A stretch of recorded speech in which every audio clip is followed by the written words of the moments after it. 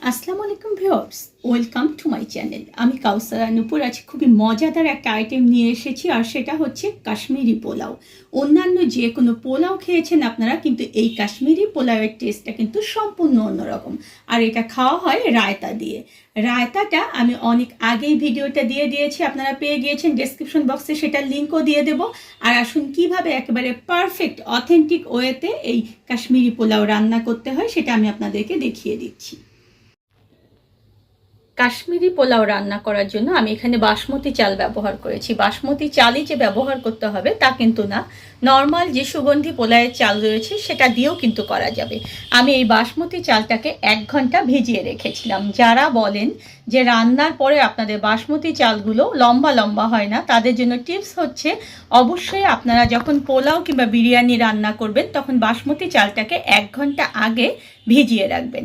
এখানে আমার কিছু মশলা লাগবে। আমি এখানে একটা স্টার এলাচ নিয়েছি, আমি 4টা ছোট এলাচ নিয়েছি, কয়েকটা দেখুন যে দারচিনি, লং, 3টা এখানে কাঁচামরিচের আমি দেখুন যে মাথাটাকে চিড়ে নিয়েছি, আর একটা আমি এখানে তেজপাতা ব্যবহার করব। আর এখানে আমার লাগবে হচ্ছে কিছু কিশমিশ, কাজু বাদাম, কাঠবাদাম, আমার এখানে কিছুটা আদা কুচি লাগবে, আর পেঁয়াজ বেরেস্তা লাগবে। আমি পেঁয়াজ বেরেস্তাটার সময় যাতে কম লাগে সেই কারণে আগে থেকেই ভেজে রেখেছি। আমি এখানে ব্যবহার করব কিছু ফ্রুটস। আমি আজকে আনার, আপেল এবং আঙুর ব্যবহার করব। এর বদলে আপনারা আরও কি কি ফল ব্যবহার করতে পারবেন সেটাও আমি বলে দেব। আর এখানে আমি নিয়েছি দেখুন যে দুধ 1 কাপ। আমি আজকে মেজারমেন্ট কাপের 1 কাপ পরিমাণ চাল নিয়েছি, আর দুধটাও নিয়েছি আমি 1 কাপ পরিমাণ। আর ঘি তো অবশ্যই লাগবে। ঘিটা কিন্তু আমার ঘরে বানানো, ডেসক্রিপশন বক্সে লিঙ্ক দিয়ে দেব। সে অনুযায়ী আপনারা কিন্তু ঘি একদম ঘরে পারফেক্টভাবে বানাতে পারবেন। এখন এই দুধটার মধ্যে আমি কিছুটা ইয়েলো ফুড কালার, হাফ চা চামচেরও কম পরিমাণ ইয়েলো ফুড কালার দিয়ে দিচ্ছি। এর বদলে আপনারা এখানে জাফরান ব্যবহার করবেন। জাফরান যেহেতু সবার ঘরে থাকে না, তাই এখানে আমি ইয়েলো ফুড কালারটা ব্যবহার করে আপনাদেরকে দেখালাম। এখন আসুন মূল রান্নার প্রসেসে চলে যাই। চুলায় কড়াই গরমে দিয়ে সেখানে 1 চা চামচ পরিমাণ দেখুন যে আমি ঘি দিয়ে দিচ্ছি। আর চুলার তাপমাত্রা কিন্তু অবশ্যই মাঝারি লো থাকবে। যে বাদামগুলো রেখেছিলাম, বাদামগুলো আমি একটু 2 মিনিট আগে ভেজে নেব।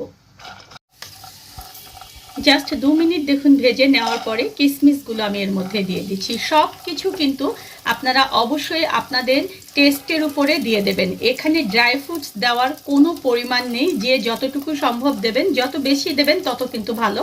তবে আমি মোটামুটি 2 টেবিল চামচ পরিমাণ করে সব কিছু দিয়েছি। আমার কিন্তু ভাজা একদম শেষ। এখন এগুলোকে আমি তুলে নিচ্ছি।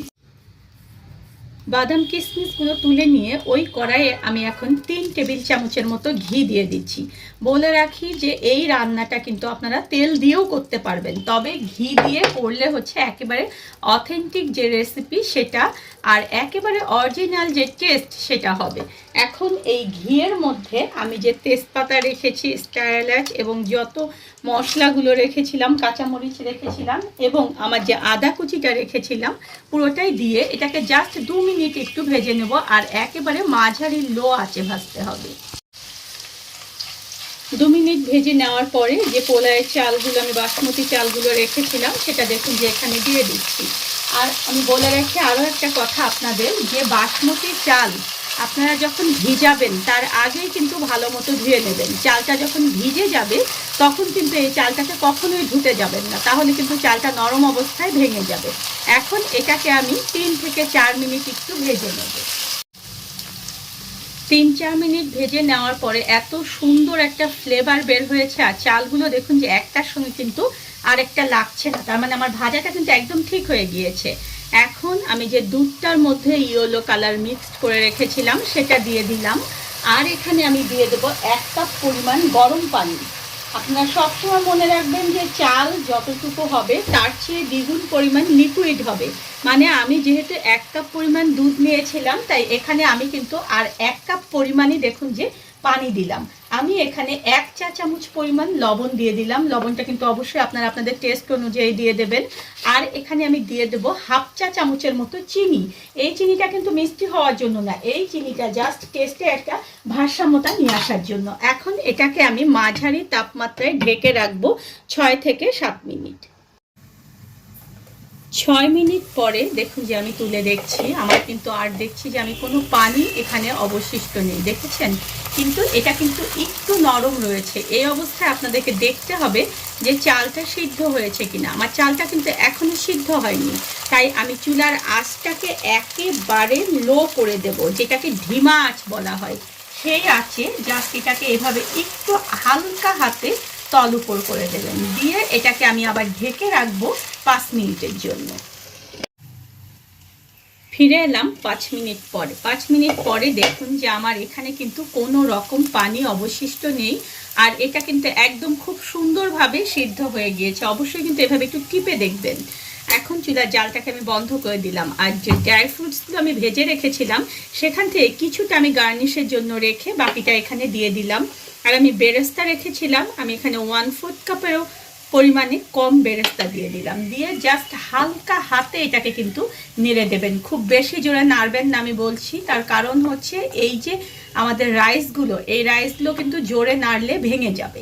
এখন এটাকে আমি ঢেকে রেখে দেব 15 থেকে 20 মিনিটের জন্য। এই 15-20 মিনিটে এটা একদম সুন্দরভাবে দমে থাকবে, আর এটা একটু ঠান্ডা হয়ে যাবে, কারণ ফ্রুটস কিন্তু গরম অবস্থায় মিলানো যাবে না। আর চুলার আঁচ কিন্তু বন্ধই থাকলো, আমি জাস্ট এটাকে ঢেকে রাখবো। ফিরে এলাম 20 মিনিট পর। 20 মিনিট পরে দেখুন যে আমার যে পোলাওটা সেটা কিন্তু অনেকটা ঠান্ডা হয়ে গিয়েছে। এখন এর মধ্যে যে তেজপাতাটা দিয়েছিলাম সেটা আমি একটু তুলে নিচ্ছি, আর যে ফ্রুটসগুলো আমি রেখেছিলাম সেই ফ্রুটসগুলো দেখুন যে আমি কিছুটা কেটেছি, আবার কিছু আস্ত অবস্থায় রেখেছি, সেগুলো এখন এর মধ্যে দিয়ে দিচ্ছি। আপনারা যারা এখানে আঙুর ব্যবহার করবেন তারা বিভিন্ন কালারফুল আঙুর এখানে ব্যবহার করতে পারবেন, কিন্তু আমি আজকে বাজারে এই গ্রিন আঙ্গুর ছাড়া আর কোনো কালারফুল আঙুর পাইনি, তাই আমি এখানে একটা কালারের আঙুরটাই ব্যবহার করেছি। আমি এখানে আপেল এবং বেদানা ব্যবহার করেছি। আপনারা এর বদলে এখানে আনারসটাও দিতে পারবেন যদি আনারসটা আপনাদের মিষ্টি হয়, তবে টক ফলটা দেবেন না, এবং সেই ফলটা দেবেন না যে ফলটা আপনাদের পানি ছেড়ে দেয়, যেমন আম এখানে কখনোই ব্যবহার করবেন না। দেখুন ভালো মতো এটাকে আমি মিলিয়ে নিয়েছি, আমার কিন্তু শেষ। এটা এখন আমি পরিবেশন করব। দেখুন আমি বিভিন্ন রকম রায়তা দিয়ে এটাকে সার্ভ করে দিয়েছি। এখন যে গার্নিশের জন্য বাদামগুলো রেখেছিলাম সেগুলো আমি উপর দিয়ে এভাবে ছড়িয়ে দিচ্ছি। এটা দেখতে যেমন ভালো লাগবে তেমনি কিন্তু খেতেও ভালো লাগবে।